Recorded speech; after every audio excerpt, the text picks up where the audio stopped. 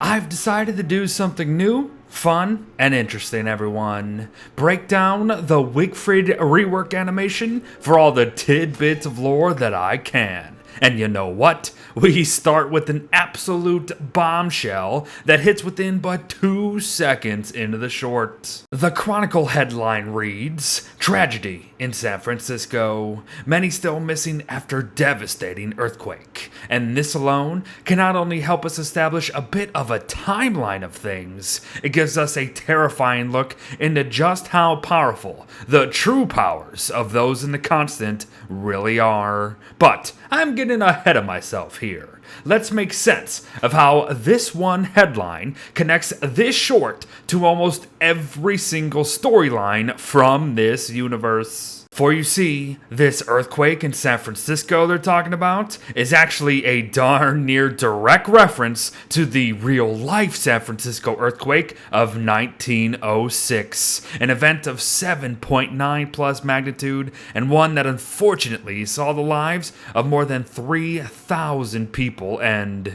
The city was decimated, fires raged for days, and it still stands today as one of the worst loss of life from a natural disaster ever in California. So then, what does any of this have to do with our little video game universe here? Is this not just Clay Entertainment establishing timelines for their own game and lore purpose? Oh, it sure is, everyone. But what if I told you that the simple event that led up to this devastating quake was but one man from Liverpool, England, coming to America, eventually boarding the train to San Francisco to try and continue to make it as a stage magician, but would never arrive as or be the same person again. Enter William Carter, aka Maxwell the Great, as he would soon take to being called. Now, while I would love to cover as much as I can here, let's keep it centered on what's happening in San Francisco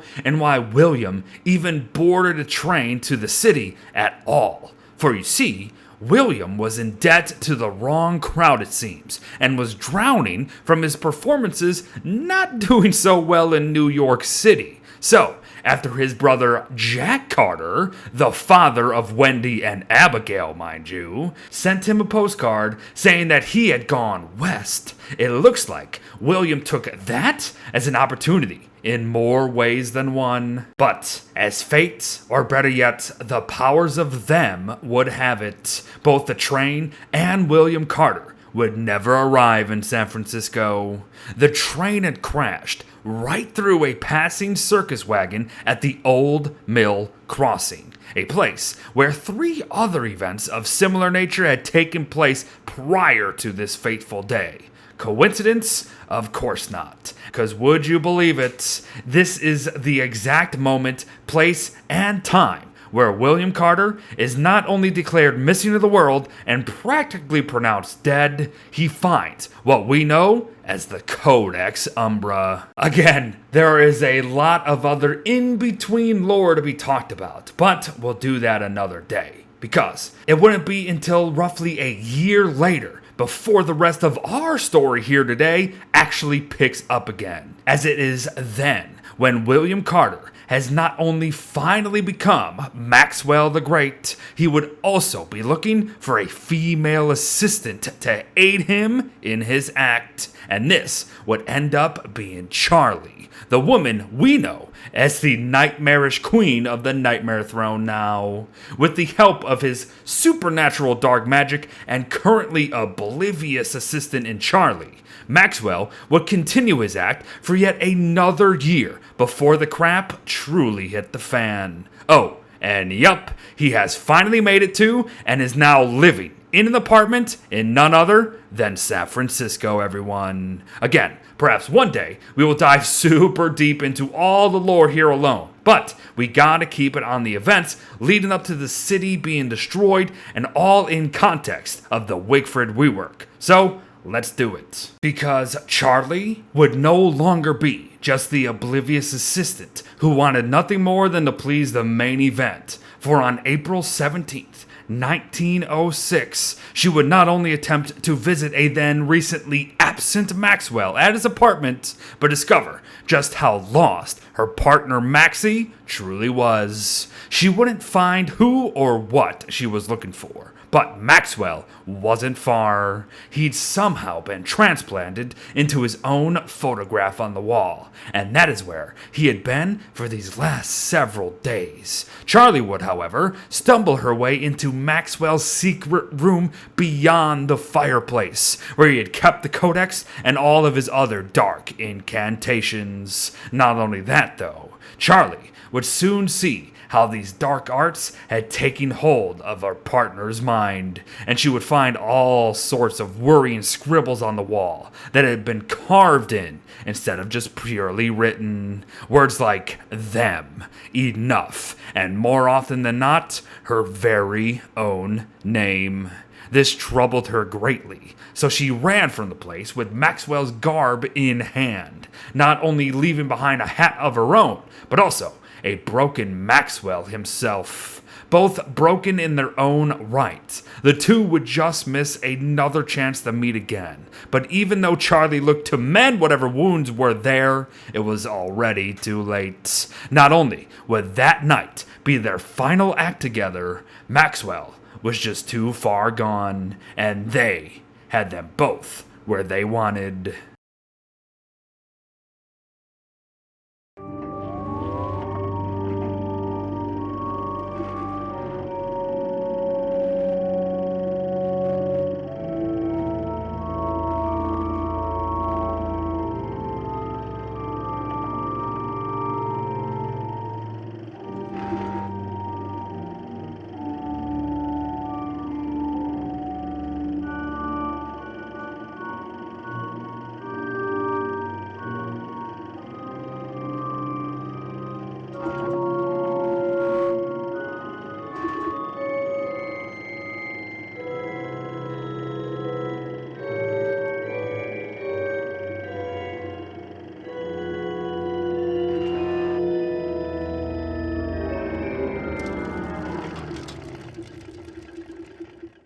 That's pretty cool, right, everyone? I bet you a lot of you have never seen any of this or heard any of this before. But Beard, this still doesn't actually explain the earthquake. But it does, friend. For you see, just hours after their performance, San Francisco awoke to a powerful force like no other. Not only do we see how the quake would affect Maxwell's own apartment, Clay has even hidden a short video with it as well. So, let's give that a watch now.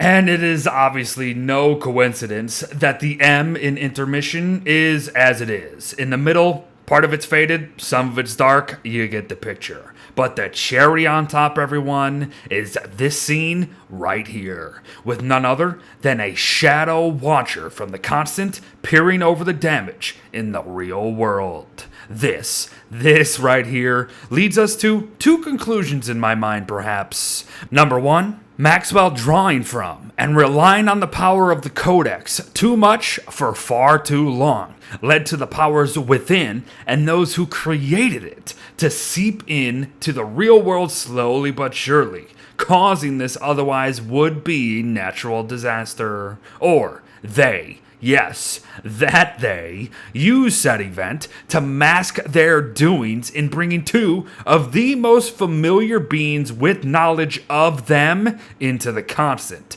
to serve for using their knowledge for their own good. It is all interesting stuff, folks, and bloody heck, that was only from the first 2 to 3 seconds of this short. Let's talk about the rest, though, shall we? Because I can kind of go on about this all day. But don't worry, things will be far more straightforward from here on out. Like how we discover, or perhaps rediscover for some of you, how Wigfrid, or at least as we know her for now, has always been the primary female singer in an opera, as that is what a prima donna is. So alright then, guess she was always more than just an actor. much more. We get a very short frame or two that has Die Valkyrie, the Valkyrie. This musical drama is actually a real text by Richard Wagner that has been around since the late 1800s. And within is a story of twins coming together in newfound love, which angers the gods, the Norse gods that is, into demanding the death of one. Now, in some tales, I believe it is told entirely differently. However, in this particular version, the twins are saved via Valkyrie by the name of Brunhild and or Brunhilda, depending on the depiction, of course. And, something tells me that she's gonna look quite similar to someone we know. For this next one, I just want you to keep what I'm about to say in the back of your mind until we bring it all up again at the end of the video here. Wigfrid owns a gramophone, and one of the only other times we have ever truly seen one is right beside Maxwell when we go to save but unwillingly usurp him of the nightmare throne. Oh boy, this could be big and could quite possibly give us an idea of just how the powers of the constant actually flow through the real world and has any sort of influence on our survivors before they became our survivors. Again, just keep that in mind. I also found this quick scene to be of interest, only for this particular headline of the mini article on the left there. It reads that audiences were left spellbound, you say. Perhaps there was already something otherworldly about Wigfrid's performances before she even took the offer to enter the constant. Interesting. And while the entire animation portion of the animation is just incredible, as it seems like she's taken on the world serpent, a blink and you miss it moment teases not only Wigfrid's true name, but may in fact give us yet another look into how they influence the real world. First off, speculation about Wigfrid's real name is now off the bloody rails. Is it May? Is it Mary? Who the heck knows? But let's talk about why it's potentially scratched out beyond Clay just being cheeky sons of guns here. For you see, when William was no longer William, and heck, once Maxwell fully went bonkers from the Codex, we can actually see his face, his identity, being scratched out. Now, here we are with Wigfrid, who in just a few short minutes will be accepting an invitation to the constant given from Maxwell, who is doing their bidding, and even her name, her identity is all but gone. Why do I think? Well, her stage career is almost gone. So this, coupled with an idea of vulnerability, that again we'll touch out at the end here, leads me to believe that they are far, far more powerful than we may think, and may even control more about our survivors than they do themselves. For you see, it is only then, after lamenting the potential of her career and reflecting on what it means to her, that Maxwell, the all-abiding servant of them, emerges from the crumbled-up paper that Wigfrid could no longer bear to concern herself with, arrives with a deal of a lifetime. Coincidence? Ha! That's funny, folks. At first, I was shocked myself to discover that Maxwell could even take form, any form within the human realm. Only now, as I begin to break this all down, that it all makes sense. The gramophone, the vulnerability of not only Wigfrid, but all of the other survivors who have come into contact with the powers of the constant. Wilson fails countless times at becoming a scientist, only to be then contacted via the Voxola radio, promising said knowledge to help him.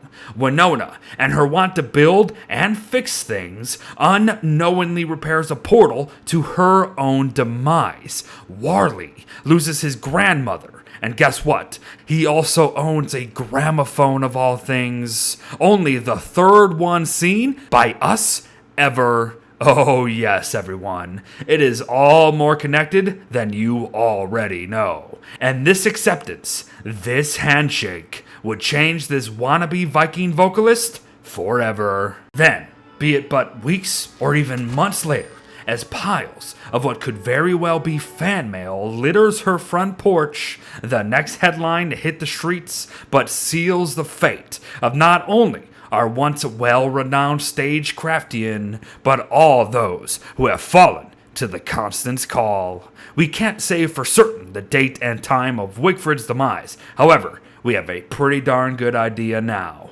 Anywhere from April 18th, 1906 to the 1910s, before Maxwell, or rather them through Maxwell, started luring the likes of Willow, Wickerbottom, Wilson, and even his own niece into what could very well be the very representation of hell. And to think this was but the beginning. Thank you, everyone, for watching. I hope you enjoyed something totally different from me, but something really fun to make. I would love to eventually dive more into all these connections and give you guys all the lore that I can. So, we'll just have to wait and see. And be sure to catch up on all the recent changes to Wigfrid herself, and perhaps snag a couple skins while you're at it. Take care, everyone, and I'll see you in the next one. Bye-bye.